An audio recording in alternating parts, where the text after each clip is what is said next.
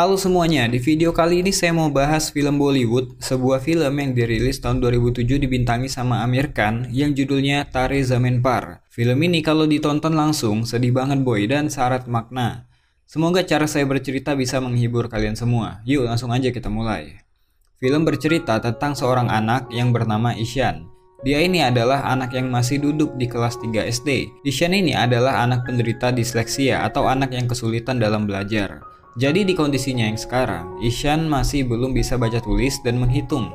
Dia lebih tertarik pada hal lain daripada mengikuti belajar mengajar di kelas. Di sekolahnya, dia jadi anak yang tanda kutip paling bodoh karena selalu dapat nilai paling rendah di kelas. Di rumah, dia bukan anak satu-satunya. Dia punya kakak laki-laki bernama Johan. Beda dengan Ishan, Johan adalah anak yang paling pintar. Hampir semua mata pelajaran dia mendapat nilai yang terbaik, bertolak belakang dengan Ishan yang selalu menjadi terbelakang di kelas. Ishan memang tak tertarik dengan pelajaran sekolah, dia lebih tertarik untuk bermain dan menemukan sesuatu yang baru di luar sekolah. Suatu ketika, Ishan berkelahi dengan tetangganya yang bernama Rajit. Rajit kesal karena Ishan melempar bola ke arah yang salah sehingga permainan Rajit dan teman-temannya berhenti. Gak cuman marah-marahin Ishan, Rajit juga memanggil Ishan dengan sebutan idiot. Keadaan pun makin tegang sampai mereka baku hantam. Ishan mendapatkan luka di kepala sedangkan Rajit dapat luka gigitan. Hal ini pun membuat Ishan kesal karena nggak di sekolah, nggak di lingkungan tetangganya, dia dapat perlakuan yang sama. Ketika pulang ke rumah, ternyata emaknya si Rajit datang ke rumahnya, ngomelin orang tuanya Ishan, minta tanggung jawab karena si Rajit luka-luka. Padahal situasinya pada saat itu, Ishan juga mengalami luka yang sama. Bukan ngebela anaknya, si bapak malah langsung nampar Ishan karena bukan sekali ini aja Ishan buat masalah.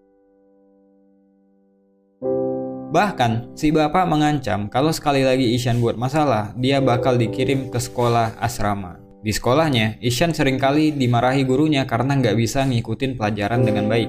Pernah sekali, Ishan disuruh bacain satu kalimat, tapi dia nggak bisa membacanya karena menurutnya, huruf-huruf yang ada di buku tersebut menari-nari. Ishan mengatakan hal yang sejujurnya, memang seperti itulah yang dilihat oleh penderita disleksia. Tapi gurunya menganggap Ishan lagi ngelawak di kelas. Ibu guru ini terus aja maksain Ishan buat baca dengan benar, sampai akhirnya karena nggak tahan dibentak terus, Ishan cuma ngedumel nggak jelas.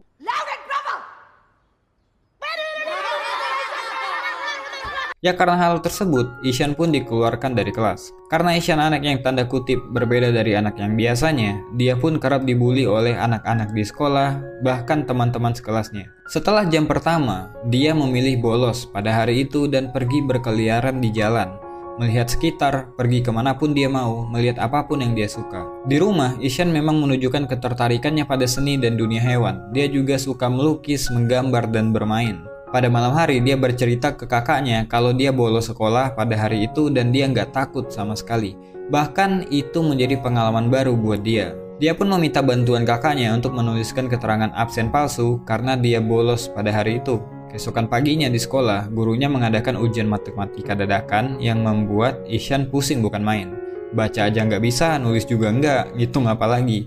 Jadi dia mencoba untuk mengerjakan soal matematika dengan imajinasinya. Ishan pun berhasil menjawab soal nomor 1, tapi imajinasinya untuk satu soal tadi ternyata ngabisin waktu yang lama banget. Sampai waktunya habis, dia cuman bisa jawab satu soal. Udah gitu jawabannya salah lagi. Pada hari yang lain ketika di rumah, dia ketahuan bolos karena bapaknya menemukan surat izin palsu yang Ishan gunakan ketika dia bolos. Dia pun dapat amukan lagi dari si bapak. Bahkan di sekolah, mereka dipanggil oleh kepala sekolah dan guru-guru Ishan. Para guru menjelaskan kepada si bapak dan si ibu betapa bodohnya Ishan ketika belajar di kelas. Kepala sekolahnya pun menyarankan untuk memindahkan Ishan ke sekolah yang lain. Karena Ishan saat ini udah satu kali nggak naik kelas, jadi nggak mungkin nggak naik lagi untuk kedua kalinya. Akhirnya, terpaksa si bapak berencana mindahin Ishan ke sekolah asrama. Walaupun Ishan berusaha untuk menolak hal tersebut dan berjanji akan belajar lebih giat lagi, tapi sia-sia saja karena dia tetap akan dipindahkan ke sana. Mereka sekeluarga pun mengantarkan Ishan ke sekolah sekaligus tempat tinggal barunya. Dengan berat hati, si ibu ngelepas anak bungsunya untuk hidup sendiri di sekolah asrama. Ishan pun memulai hidup barunya di sana. Karena belum bisa beradaptasi, Ishan gak henti-hentinya melamun dan menangis seakan gak percaya dia hidup jauh dari keluarganya. Apalagi dia menganggap bahwa nasib yang dialami saat ini adalah bentuk hukuman dari orang tuanya karena kenakalan yang dia buat. Di sekolah barunya itu pun Ishan tetap mendapatkan bulian. Dia masih aja dimarahi gurunya karena dia nggak bisa belajar seperti anak pada umumnya. Nggak ada yang paham sama Ishan yang memang menderita disleksia. Di asrama ini, dia seperti terpenjara di dalam sebuah lingkungan yang nggak mendukung. Setiap hari, Ishan hidup dengan bulian dan kemarahan. Apalagi, keadaan udah berbeda dengan yang dulu. Saat ini, kehadiran ibu dan kakak laki-lakinya yang biasanya memberikan kasih sayang padanya udah nggak ada.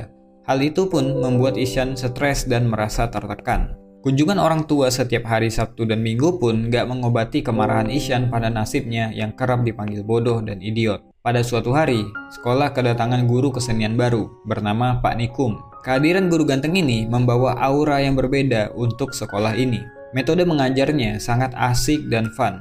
Baru hari pertama aja, dia langsung dekat dengan murid barunya. Tapi tetap aja, Ishan belum lepas dari stres yang dialami selama tinggal di asrama.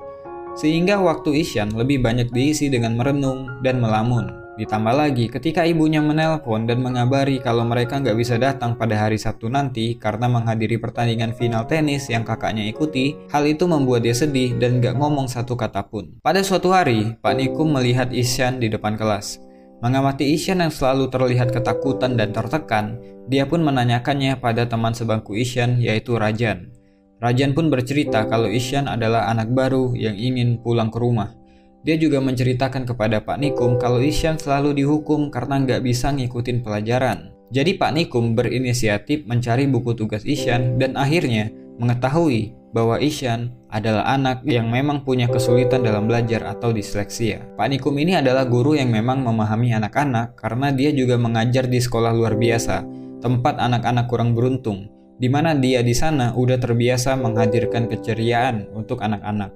Dan untuk membantu Ishan dalam keterpurukannya dan juga untuk lebih memahami Ishan, Pak Nikum pergi ke rumah orang tua Ishan dan bertanya semua hal tentang Ishan. Dari sana si ibu menjelaskan kepada Pak Nikum bahwa Ishan sangat mencintai dunia seni seperti melukis. Mengingat Ishan yang selalu tertekan di sekolah, Pak Nikum pun menanyakan kepada orang tua Ishan kenapa Ishan sampai dikirim ke sekolah asrama. Ayahnya hanya menyebutkan keluhan-keluhan yang dia rasakan selama menghadapi Ishan. Dia nggak tahan kalau Ishan nakal lah, malas belajar lah, sering buat masalah, dan lain-lain. Pak Nikum pun mencoba memberikan penjelasan bahwa Ishan mengalami disleksia. Pak Nikum juga memperlihatkan pola kesalahan yang sama yang Ishan lakukan ketika menulis sebuah kata atau kalimat.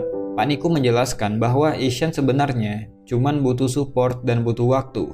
Namun si bapak malah nggak terima dan tetap menganggap Ishan adalah anak yang malas untuk belajar dan membandingkan Ishan dengan kakaknya yang selalu juara kelas. Padahal Pak Nikum udah ngasih tahu kalau Ishan lebih menonjol di bidang seni seperti melukis dan dia punya bakat yang luar biasa di sana. Tapi si bapak menganggap dengan kemampuan melukisnya, Ishan nggak akan bisa bersaing di dunia luar. Mengirim Ishan ke sekolah asrama adalah solusi terbaik karena nggak ada alternatif lain. Mendengar hal tersebut pun, Pak Nikum jadi kesal karena si bapak hanya memandang dunia luar sebagai arena kompetisi. Ketika Pak Nikum pulang, si ibu pun menangis memikirkan kata-kata Pak Nikum yang mungkin ada benarnya juga. Keesokan paginya ketika di sekolah, Pak Nikum menceritakan sebuah kisah tentang anak yang nggak bisa baca tulis. Tentang anak yang melihat huruf dan angka menari-nari seperti orang yang berdisko. Bahkan ketika dia nggak lulus, semua orang mentertawakannya. Kemudian suatu hari, anak itu mengguncang dunia dengan teori yang dia publikasikan. Siapakah dia? Tanya Pak Nikum kepada anak-anak. Ishan pun memasang wajah tegang, takut kalau guru ini akan membuli kekurangannya lagi dan akhirnya menjadi bahan tertawaan teman sekelasnya. Namun ketika Pak Nikum menunjukkan foto Albert Einstein, Ishan pun kaget. Ternyata yang lagi Pak Nikum ceritain adalah orang-orang jenius. Selain Albert Einstein, Pak Nikum juga menceritakan tentang Leonardo da Vinci, seorang desainer dan seniman terkenal di dunia. Pak Nikum juga menceritakan orang populer lainnya, seperti Pablo Picasso, Agatha Christie, Walt Disney, Thomas Alva Edison, yang semuanya punya persamaan, yaitu mengalami disleksia ketika masih kecil. Setelah kelas selesai, Pak Nikum pun ngomong empat mata dengan Ishan. Kalau ternyata ketika Pak Nikum masih kecil pun dia mengalami disleksia yang sama seperti Ishan. Pelajaran Pak Nikum hari ini membuat Ishan kembali bergairah untuk menjalani hari-harinya di asrama. Hanya di pelajaran Pak Nikum lah dia bisa mengekspresikan dirinya, berkarya sesuai pikirannya, dan mendapatkan apresiasi. Pak Nikum pun sampai menemui kepala sekolah, khusus untuk membicarakan tentang Ishan. Kepala sekolah bilang bahwa banyak guru yang mengeluhkan tentang Ishan, dan kayaknya Ishan lebih cocok disekolahkan di tempat yang khusus, seperti sekolah luar biasa. Tapi Pak Nikum langsung bilang kalau Ishan adalah anak yang punya kecerdasan di atas rata-rata, dan berhak untuk berada di sekolah yang normal. Anak-anak seperti Ishan hanya butuh bimbingan dan perhatian lebih. Kepala sekolah pun bilang gak mungkin para guru mau mengurus satu anak dari 40 anak dalam satu kelas. Pak Nikum pun berkata untuk pelajaran lain mungkin bisa diabaikan apapun hasilnya, karena setiap anak pasti akan punya bakat utama. Kemudian Pak Nikum menunjukkan lukisan yang dibuat oleh Ishan dan mengusulkan kalau masalah tulis-menulis dan mengeja mungkin bisa menyusul. Sebagai solusi, Ishan bisa dites secara lisan, karena secara lisan ataupun tertulis, pengetahuan tetaplah pengetahuan. Dan Pak Nikum akan meluangkan waktunya untuk mengajari baca tulis kepada Ishan secara privat. Kepala sekolah pun setuju untuk memberikan kesempatan ini. Ishan pun akhirnya dapat guru yang cocok, yang mengerti cara mengajari anak disleksia seperti dirinya. Ishan pun mendapatkan metode pengajaran yang berbeda. Dia pun lebih bersemangat dalam belajar, karena bukan kemarahan yang dia dapatkan, tapi keramahan Pak Nikum yang membantunya dalam mengejar ketertinggalan. Berkat Pak Nikum, kemampuan baca tulisnya pun meningkat dari waktu ke waktu. Suatu hari ketika lagi ngajar, Pak Nikum kedatangan bapaknya Ishan yang kebetulan lewat karena ada bisnis. Maksud si bapak capek-capek nemuin Pak Nikum cuman mau bilang kalau dia dan istrinya udah baca semua artikel tentang disleksia di internet. Hal itu cuma mau nunjukin ke Pak Nikum kalau mereka perhatian sama Ishan. Ternyata si bapak nggak menangkap maksud dari Pak Nikum waktu nyeramahin dia di rumahnya. Pak Nikum langsung ngasih balasan telak bahwa kalau mau ngasih anak perhatian, gak cukup dengan cara kayak gitu. Anak kayak Ishan juga butuh support. Anak kayak Ishan butuh figur orang tua yang selalu bilang sayang kepada anaknya apapun yang terjadi. Anak kayak Ishan butuh figur seorang ayah yang siap melindunginya kalau terjadi apa-apa sama dia. Si bapak pun langsung sadar bahwa selama ini dia nggak pernah memberikan kasih sayang pada Ishan selain kemarahan atau pukulan jika Ishan nakal. Dia pun pergi meninggalkan ruangan Pak Nikum dengan perasaan malu. Apalagi ketika di luar, dia melihat Ishan yang lagi baca mading, si bapak nggak bisa nahan air matanya. Pada suatu hari di asrama tersebut mengadakan lomba melukis. Semua orang boleh ikut termasuk para guru. Ketika lomba dimulai, Pak Nikum mencari Ishan kemana-mana.